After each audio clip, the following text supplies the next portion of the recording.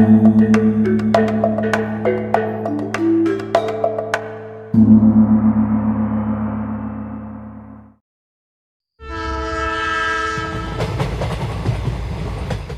एक छोटी दवा कंपनी में काम करता था। उसका काम था दिन भर इधर उधर घूमकर दवाओं को डॉक्टरों या दुकानों तक पहुंचाना। लेकिन उसने कभी सोचा भी नहीं था कि उसे इतना दूर किसी वीरान तामसपुर गांव में आना पड़ेगा। क्या मुसीबत है। सर ने कहा था स्टेशन से बाहर निकलते ही रिक्शा और टोटो मिल जाएगा, लेकिन यहाँ तो लगता है आदमी भी मिलना मुश्किल है। चलो देखते हैं, आगे जाकर कोई मिल जाए तो अच्छा ही होगा। अर्णव स्टेशन छोड़कर कच्ची सड़क पर आगे बढ़ा। सोचा किसी से रास्ता पूछ लेगा। चलते चलते वो एक चाय की दुकान पर पहुंचा। उफ, जान में जान आई।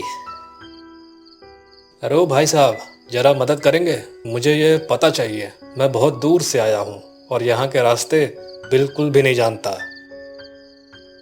चाय वाले ने अर्णव को सिर से लेकर पांव तक गौर से देखा और फिर बोला, कहाँ जाना है आपको? बताएंगे तो ही रास्ता बता सकूंगा ना। हाँ, ये जगह पर जाना है, देखिए एक बार। अर्णव दुकानदार को एक पर्चा देता है। ओह, आपको तामसपुर की तरफ जाना है, लेकिन आप बहुत देर कर चुके हैं। अब तो कोई रिक्शा ऑटो नहीं मिलेगा। यहाँ शाम 6 के बाद कुछ भी नहीं चलता और पैदल गए तो कम से कम 5 या 6 घंटे लगेंगे। यहाँ से तामसपुर बहुत दूर है। क्या 5 घंटे? इतनी दूर है तामसपुर? ये तो बड़ी मुसीबत में फंस गया मैं। अब क्या करूं मैं, कुछ समझ नहीं आ रहा। बड़े बाबू, आप एक काम कीजिए, मेरा घर यहीं पास में है। अगर आपको दिक्कत ना हो तो आज रात यहीं मेरे घर ही ठहर जाइए, फिर कल सुबह सुबह आराम से फ्रेश होकर निकल जाइएगा। ना, असल में मुझे ये दवाइयाँ आज ही पहुँचानी है, वरना सर बहुत डांटेंगे। फिर भी आपका बहुत बहुत धन्यवाद।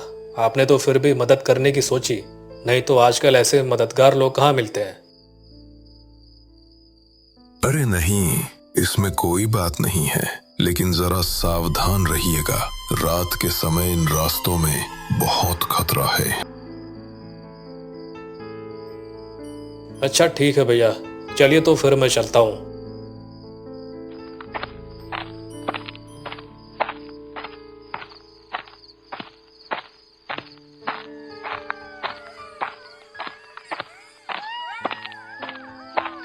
अर्णव थोड़ी दूरी चला ही था कि अचानक किसी तरह की एक खरखर सी आवाज आई और एक ऑटो जोर से पास में आकर रुकी। उस ऑटो को देखने के बाद अर्णव की हताश आंखों पर अचानक थोड़ी खुशी की चमक आ गई। उसे लगा कोई मदद मिल सकती है।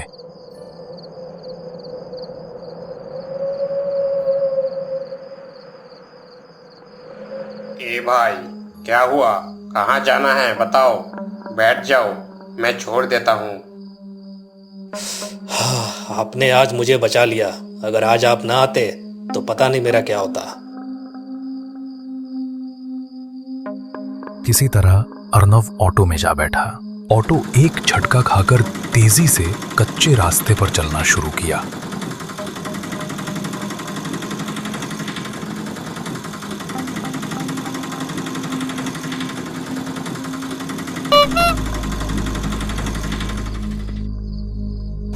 कुछ दूर चलने के बाद अचानक ऑटो ड्राइवर ने जोर से ब्रेक लगाया। अरे क्या हुआ भैया? ऐसे बीच और सुनसान रास्ते में क्यों रोक दिया? कुछ नहीं, आप बैठे रहिए, मैं जरा देख कर आता हूँ। ऑटो में दिक्कत है। इतना कहकर वो ऑटो से उतर गया और सड़क किनारे खड़े एक लंबे चौड़े आदमी के सामने जाकर खड़ा हो गया। अर्णव ने देखा दोनों के बीच कुछ बहस सी शुरू हो गई। थोड़ी देर बाद वो खड़ा अनजान आदमी सीधे ऑटो के पास आ पहुंचा। ओ भाई साहब, नीचे उतरिए, जरा देखूं कौन है। उतरिए जल्दी। क्या बकवास कर रहे हैं आप? मैं क्यों नीचे उतरूं? और आप कौन हैं? इस तरह बीच रास्ते ऑटो रोककर गुंडागर्दी क्यों कर रहे हैं? बोलिए क्या बात है? ज्यादा बकवास करेंगे तो मैं पुलिस बुलाने पर मजबूर हो जाऊंगा। पुलिस बुलाने की जरूरत नहीं। मैं ही यहाँ के थाने का अधिकारी हूँ। अब नीचे आइए। अगर ये सच में पुलिस वाला है तो अचानक ऑटो क्यों रुकवाया और मुझे उतरने को क्यों कह रहा है? बात कुछ समझ नहीं आ रहा। सर, हुआ क्या है? आप अचानक ऑटो रुकवा कर ऐसे क्यों कर रहे हैं? वो सब ज्यादा जानने की जरूरत नहीं है। बस जितनी जल्दी हो सके यहां से निकल जाओ। ये जगह तुम्हारे लिए बिल्कुल भी अच्छी नहीं है। लेकिन सर। एक बार में सुनाई नहीं देता। मैंने जो कहा वही करो। इतना कहते ही वो गुस्से से ड्राइवर को भी डांटता है। और तू यहां से भाग जा, अभी निकल जा यहां से। अर्नव ने देखा ऑटो ड्राइवर ने ऑटो घुमा लिया। जाते जाते एक बार उसकी तरफ देखकर हल्की सी मुस्कुराहट दी और फिर वहां से तुरंत भाग गया।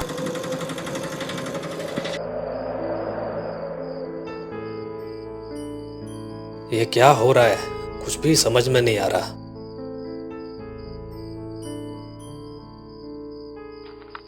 अब अर्नव के पास कोई रास्ता नहीं था। मजबूरी में वो पैदल चलने लगा। कदम दर कदम बढ़ाता हुआ अंधेरे रास्ते पर चलता रहा। दूर तक कुछ दिखाई नहीं दे रहा था। जिस दिशा में भी नजर जाती सिर्फ ताड़ और नारियल के पेड़ों की लंबी कतारें और गहरा सन्नाटा। कैसी मुसीबत में फंस गया हूं मैं। अब क्या होगा? आज रात को वहां जाने पर भी वापस आ ही नहीं पाऊंगा। धत, क्यों आया मैं इधर? इन विचारों में उलझा उलझा वो चलता जा रहा था कि अचानक एक आदमी उसके रास्ते में आकर खड़ा हो गया। उस आदमी का चेहरा गमछे से ढका हुआ था और हाथ में एक बड़ा छुरा पकड़ा था। अर्नव डर से हिल गया। अब तू यहाँ से हिलेगा नहीं। जो कुछ तेरे पास है, टूटा फूटा जो भी है, सब दे दे। इतने सुनसान इलाके में उस डाकू को देखकर अर्नव एकदम हक्का बक्का रह गया। क्या हुआ? सुनाई नहीं दे रहा क्या तुझे? पैसा, सोना, मोबाइल जो भी है सब निकाल कर दे दे, नहीं तो ये चाकू तेरे पेट में घुसाकर 2 टुकड़े कर दूंगा। भैया विश्वास कीजिए, मेरे पास सोना चांदी कुछ भी नहीं है। थोड़े बहुत पैसे हैं, वो अगर दे दूंगा तो फिर मैं घर वापस कैसे लौट पाऊंगा? वो बैग के अंदर क्या है? हाँ, वो बैग, वो बैग चाहिए मुझे। तेरे पास जो भी है सब दे दे और जल्दी कर। इस बैग में सोना चांदी कुछ भी नहीं है। इस बैग में सिर्फ दवाइयाँ हैं और कुछ नहीं है इस बैग में। क्या रे, मेरे से चालाकी करेगा? रुक, तुझे बताता हूँ। वो बैग मुझे चाहिए। अगर दिया तो ठीक, वरना काट डालूंगा। ये बोलते ही वो डाकू चाकू लेकर अर्नव की तरफ बढ़ने लगा। अर्नव को अब और कोई रास्ता नहीं दिखा। उसने मौका देखकर ही भागना शुरू कर दिया। वो भागते भागते दूर जा निकला। हांफते हुए वो एक जगह पहुंचा और ठीक से देखा तो सामने एक पुराना कुटिया सा घर था, एकदम सुनसान। पर कुटिये के अंदर थोड़ी सी रोशनी भी जल रही थी, हल्की हल्की टिमटिमा रही थी। ऐसा लग रहा था जैसे उस कुटिया के अंदर कोई इंसान मौजूद था।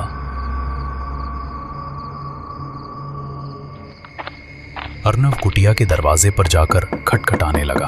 तभी एक आदमी दरवाजा खोलता है। अरे कौन है? इतनी रात में दरवाजा क्यों खटखटा रहे हो? क्या चाहिए तुम्हें? उसने सारी बात उस आदमी को खुलकर सुनाई। आदमी ने सब कुछ सुना और आखिरकार उसे अपने घर में ठहरने के लिए अनुमति दे दी। यहाँ पहली बार आ रहे हो क्या? असल में मैं यहाँ जरूरी काम से आया हूँ। कुछ दवाइयाँ तामसपुर पहुँचानी थी, पर अब इतनी मुसीबत में फंस गया कि तामसपुर तक आज पहुँचना मुमकिन नहीं लग रहा है। अर्नव के बाद खत्म ही हुई थी कि तभी किसी ने जोर जोर से कुटिया के दरवाजे को थपथपाना शुरू कर दिया। अरे क्या हुआ? लगता है अब दरवाजा भी तोड़ दोगे क्या? कौन है बाहर? दरवाजा खोलकर अंदर आ जा। मैं इस लड़के को बहुत देर से पकड़ रखा हूँ। अर्णव ये सुनकर चौंक गया। ये क्या कह रहे हैं आप? नहीं नहीं, आप बैठो। मेरा एक दोस्त आया है। पर देखो ये कितना शोर कर रहा है। कह रहा हूँ अंदर आओ, फिर भी वही दरवाजा पीट रहा है। मतलब कुछ समझा नहीं। चलो रे, अब आजा। फिर जो अर्णव ने देखा उससे वो दंग रह गया। वही आदमी जो थोड़ी देर पहले उसके पीछे पड़ा हुआ था, दरवाजा खोलकर हवा की तरह कमरे में आ गया। क्या पहचाना मुझे? आप तो वही हैं। हाँ, मैं वही ऑटो चालक हूँ। ये क्या कह रहे हैं आप? अचानक ऑटो चालक और वो दूसरा आदमी दोनों अर्णव के सामने खड़े हो गए। धीरे धीरे उनका शरीर बदलकर एक भयानक रूप ले लेने लगा। अर्णव को अब समझ आ गया कि ये असली में क्या है। फिर अर्णव ने देखा किसी ने उसके हाथ पीछे से बांध दिए हैं और पैरों को कसकर रस्सियों से बांध दिया गया है। उसकी नजर कमरे के एक कोने पर गई। वहां टेबल जैसा कुछ रखा था। उस पर एक मानव कंकाल पड़ा हुआ था। चारों तरफ मिट्टी पर कई हड्डियों के टुकड़े बिखरे हुए थे। अब अर्णव की छाती जैसे ठंडी पड़ गई। अर्णव एक पल के लिए सोच लिया कि अब वो जिंदा नहीं बच पाएगा। डर से उसका पूरा शरीर अकड़ गया, मानो बर्फ जैसा जम रहा हो। अब कौन बचाएगा तुझे? आज ही तुझे मारकर तेरे शरीर को बेच देंगे। इतना जवान लड़का, अंदर का अंग भी काफी बेहतरीन होगा। पर उससे पहले वो बैग। हाँ, उस बैग के भीतर बहुत सारा सोना पैसा है। ये क्या कह रहे हो तुम? मुझे छोड़ दो, मुझे यहाँ से जाने दो। मैं तुम लोगों को कोई नुकसान नहीं पहुँचा रहा। तब भी तुम लोग चुप।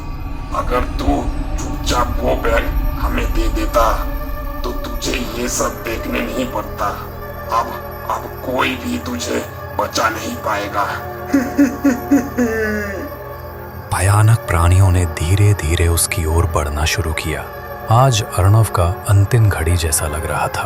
पर तभी अचानक कोई आया और जो रस्सियां बंधी थीं वे खुल गईं और किसी अज्ञात शक्ति या किसी ने जोर से उन दोनों को धक्का मारकर गिरा दिया। अर्णव ये सब बस खड़े होकर चुपचाप देख रहा था और तभी थोड़ी देर बाद उसने देखा कि वही पुलिस ऑफिसर वहां खड़ा था। वो अब पहले जैसा नहीं लग रहा था। पूरा मुंह भयानक और बदला बदला लग रहा था। उसके शरीर में जान नहीं दिख रही थी। आंख और सब कुछ बहुत अजीब लग रहा था। सब कुछ देखकर अर्णव पूरा हक्का बक्का हो गया।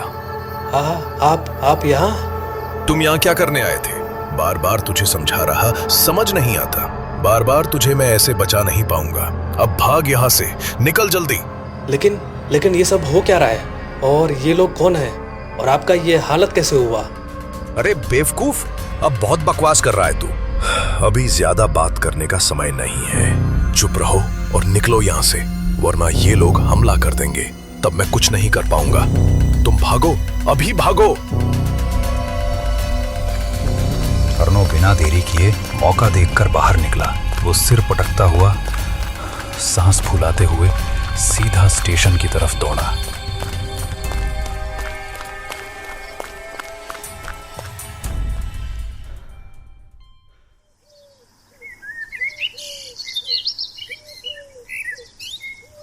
अगली सुबह जब अर्णव की आंख खुली तो उसके सामने वही चाय वाला खड़ा था। वही जिसने कल उसे आश्रय देने को कहा था। चाय वाले ने बताया कि वो सुबह दुकान खोलने आया तो अर्णव बेहोश वहीं पड़ा मिला। उसने उसे संभाला और बेंच पर लिटाया। ये लो बेटा, चाय पियो। अर्णव चाय की एक चुस्की लेकर दुकान वाले को सारी घटना बताई। कल मैंने कहा था कि तुम मेरे घर रात गुजारो, पर तुम नहीं माने। जब मैंने सुबह तुम्हें देखा तो लगा कि तुम्हारे साथ कुछ अजीब हुआ है। यहाँ पहले भी ऐसी घटनाएं हो चुकी है, तभी तो मैं आपको बार बार अपने घर रुकने बोल रहा था। अर्णव मन ही मन सोचने लगा, काश वो इस दुकानदार की बात कल सुन लेता तो वो इतनी बड़ी मुसीबत में नहीं फंसता। ओह, वो लोग कौन थे और मेरे साथ ही उन्होंने ऐसा क्यों किया, जबकि मैं इस गांव का हूँ भी नहीं। आज से 10 साल पहले इस गांव में 2 आदमी थे जो भीषण अपराध करते थे। वे लोगों को अगवा कर लेते, उनकी सारी चीजें छीन लेते और फिर उनकी हत्या करके अंग भाग अलग कर देते और बाजार में बेच देते थे। पुलिस ने कई बार कोशिश की पर पकड़ ना पा सकी। फिर एक ईमानदार पुलिस अधिकारी यहाँ आए और उन्हें पकड़ने निकले, पर एक दिन उन्हीं के हाथों वो अधिकारी भी मारा गया। और बाद में सुनने मिला कि जिस जगह वो दोनों चोर छुपते थे वहां आग लग गई और कहा गया कि दोनों वहीं जिंदा जल रहे। अब अर्णव धीरे धीरे सब समझ गया। शायद वो उसी पुराने आतंक का सामना कर चुका था। शायद वे भयानक चेहरे उन्हीं अपराधियों से जुड़े किसी बदले हुए कायदे या किसी अंधेरी शख्सियत के रूप थे। तो क्या कल रात जिस झोपड़ी में मैं फंसा था वो उन्हीं चोरों का ठिकाना था, और जिसने मुझे उन राक्षसों से बचाया था, क्या वो वही पुलिस अफसर की आत्मा थी? हाँ बेटा, आपने बिल्कुल सही समझा। जब से वे दोनों उस आग में मरे तब से गांव में इस तरह की भूतिया घटनाएं शुरू हो गईं। वे अब भी किसी अकेले इंसान को छोड़ते नहीं, मगर हर बार किसी न किसी रूप में कोई एक शक्ति आती है और निर्दोष को बचा लेती है। लोग मानते हैं कि वो आत्मा उस ईमानदार पुलिस अधिकारी की होती है।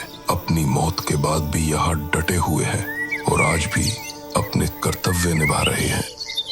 अर्णव ये सब सुनकर एकदम सिहर उठा। उसके लिए ये यकीन करना मुश्किल था कि वो जीवित बच गया।